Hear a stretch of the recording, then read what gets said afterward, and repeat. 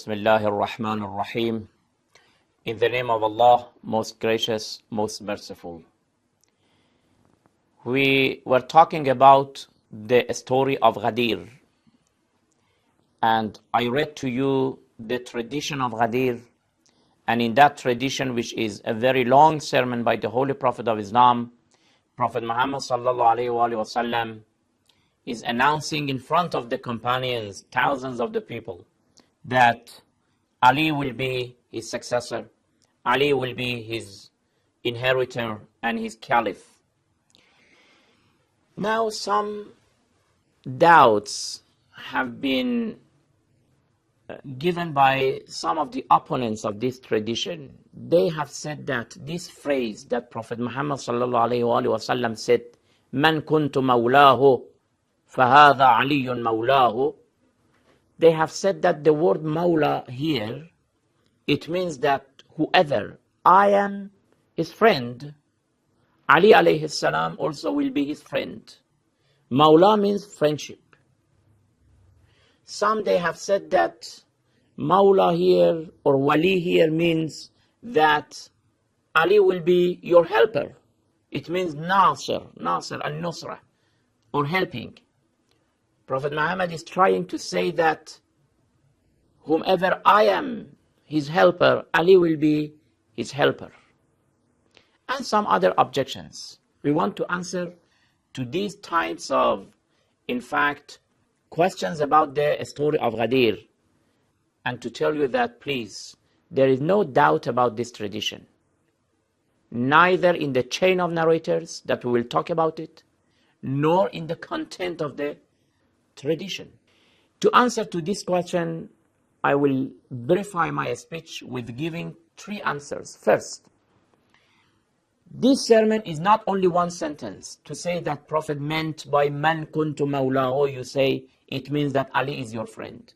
It is a very long sermon. Please, you study, take your time to study the sermon completely from the beginning to the end. You can find it on internet. And a lot of books are being authored about that tradition.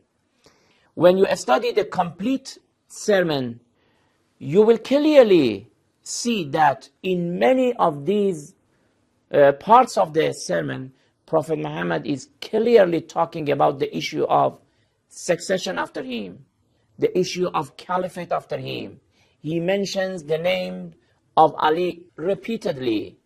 Not only Ali, even his successors. He mentions the names of the successors. And then that is a long sermon. You cannot just take one sentence and then you try to violate it. Secondly, if you look at the phrase man kuntu mawla, before that there is another sentence. What is it? Prophet Muhammad is asking the ummah and the companions, alastu awla bikum min anfusikum? Am I not your master? Here, the word awla. Awla means your guardian. Awla is a person who has authority upon you. Alastu awla bikum? When all people answered positively and they said, qalu bala ya Rasulallah, yes, you are. Immediately Prophet Muhammad said that whoever I am his master, Ali is his master. Then any meaning that you can imagine for the word awla, here you must take it for the word mawla, because they are in the same context. They are in the same context. And thirdly, I want to say that, brothers and sisters, let's be fair enough about these pieces of the history. We mustn't judge based on our bigotry or prejudice. In the day of judgment, we must answer Allah the Almighty. We can't cheat ourselves. Let's accept the realities. What is the reality? I am saying, and I explained in the former programs, that how this story happened. After Hajj, when Prophet Muhammad is coming out of Mecca, and tens of thousands of companions were with him, Suddenly Prophet Muhammad is stopping them and saying that everybody must stop. Don't move forward. Don't go. Don't separate. And they stayed there. Prophet Muhammad offered the prayer. And after that, they prepared a pulpit for him. According to the historians, the weather was so hot that people were sitting under the shadows of the camels to escape from the heat of the sun. In that situation, the weather was so hot, and people are being told to stop here. To say what? Just for the Prophet to come and say that Ali is your friend? Is it logical? Can we accept it? Is it a new matter that Ali is your friend? This is something that already in the Holy Quran it is told that إِنَّ الْمُؤْمِنِينَ بَعْضُهُمْ أَوْلِيَاءُ بَعْضٍ. Believers, all believers are friends among themselves. محمد رسول الله والذين معه أشداء على الكفار رحماء بينهم. The companions of the Holy Prophet among themselves, all of them are friends. This is not something new to come and proclaim it. Therefore, whom are we cheating? Just to come and say that Ali is your friend? That's all? Is it reasonable? For a wise man like the Holy Prophet of Islam? Then, is it limited to Ali to be the friend of all Muslims? Why not other companions? Why only Ali?